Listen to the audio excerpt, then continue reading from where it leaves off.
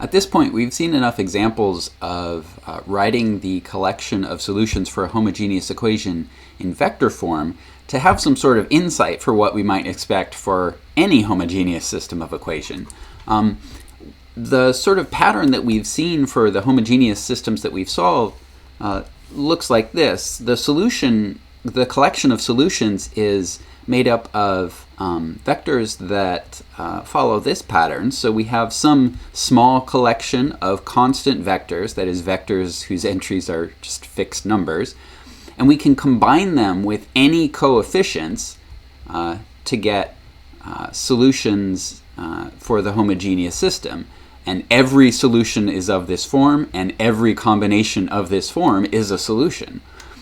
So this is a really nice way of writing down solutions for a homogeneous system, at least for the examples we've seen so far. What we should worry about is it true that any homogeneous system of linear equations will have a solution set that we can express in this way? So to see if that really is the case, we kind of have to think carefully about what happens to the matrix for a system when we do row reduction. So suppose that we have a system of equations and we do row reduction to the reduced row echelon form of the matrix of the system. Now remember, since it's a homogeneous system, we don't have to worry about the augmented column because it's going to be all zeros anyway, so we just won't write it down. So when we get to the reduced row echelon form, it's going to look something like this, right? Reduced row echelon form, it has this pattern, this stair-step pattern of ones. Everything below that is 0. All the entries above these leading ones, these pivot ones, are all zeros, and non-zero entries might be in these positions here. Okay. So our reduced row echelon form is going to look something like this. Of course, it might not look exactly like this, right, if our system is bigger or if the pivots are in different places. But whenever I write a particular example of a reduced row echelon form, the argument that I make will work for any reduced row echelon form, not just the one that I happen to write down. I want to make one more modification to this reduced row echelon form, which is I want to swap columns around so that these leading ones are right down the diagonal of this matrix. So we're going to do one more thing, which is make all our leading ones be like this. And of course, below the rows where there is a pivot, it's still all zeros, and above the pivots are still zeros, and these trailing positions in each row that has a pivot, these might be non-zero.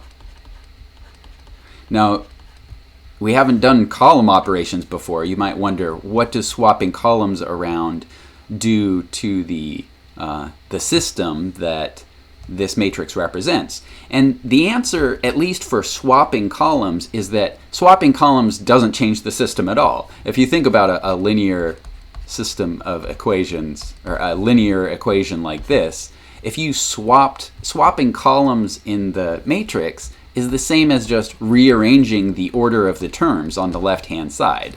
Does that change? Are these equations different? Do they have different solutions? Well, no, they have the same solutions.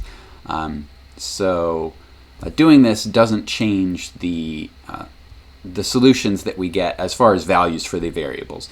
It will affect the order in the entries for these vectors, but since we're also changing the order, making a corresponding change to the order of the variables, everything is fine.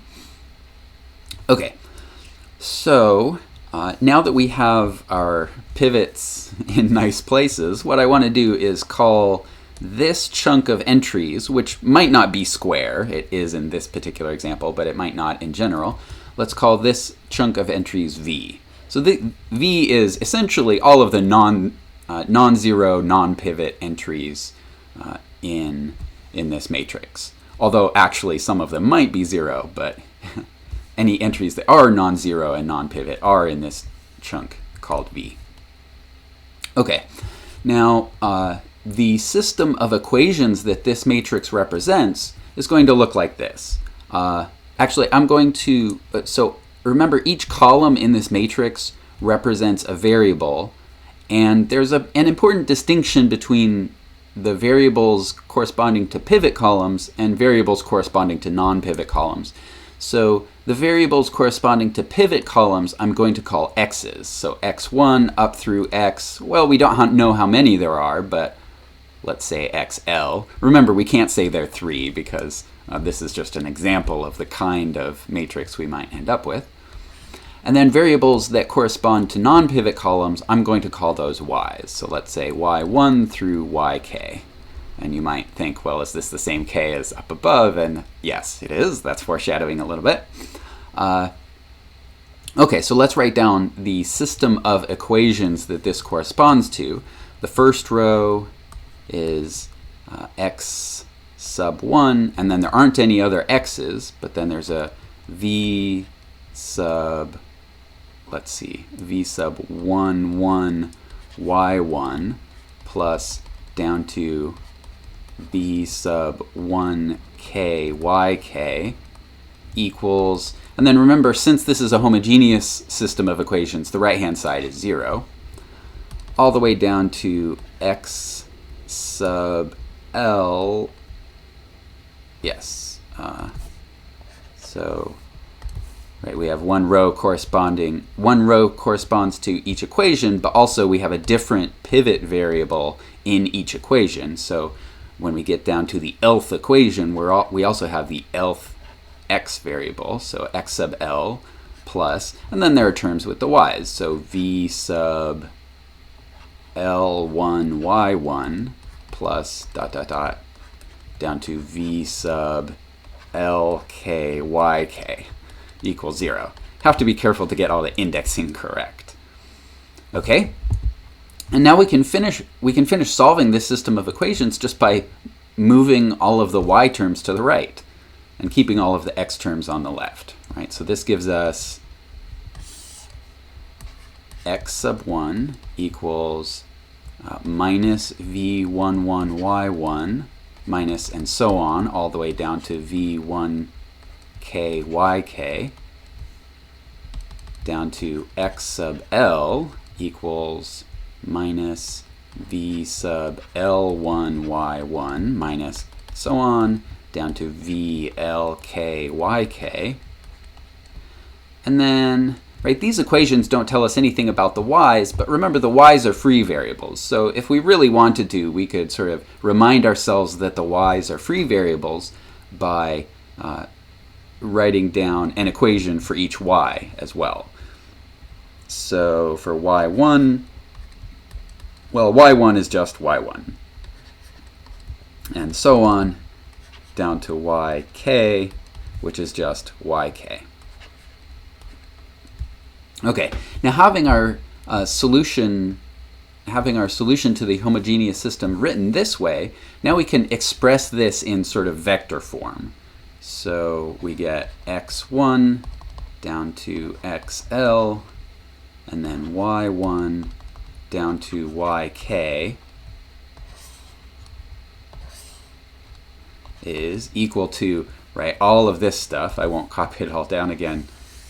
Right, all of this stuff. But then remember how we use this to write a solution in a general solution in vector form is to break each piece up, break it up by term. So we're going to have one term with all of the y1s. So there's a minus v11 y1 down to minus vl1 y1.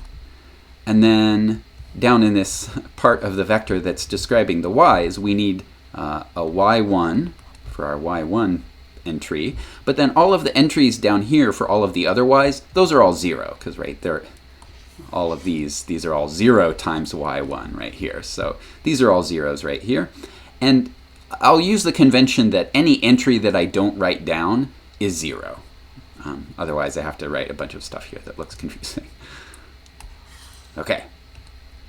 All right, so that's the vector that corresponds to this first column. And then, right, we get entries for all of these other columns all the way down to the last entry, the last column, which is minus v1k yk down to minus v lk yk. And then there are zeros for all of these y's except for the last y, right? The last y, we need a yk right here. Okay. And then the last thing that we have done when we write these a solution in vector form is for each of the free variables, right? Each column here has a free variable. We just factor out the free variable since there's only one free variable in each column vector here. So this is minus v1 down to minus vl1 and then 1 and then a bunch of zeros all times y1 plus dot dot dot down to minus v1k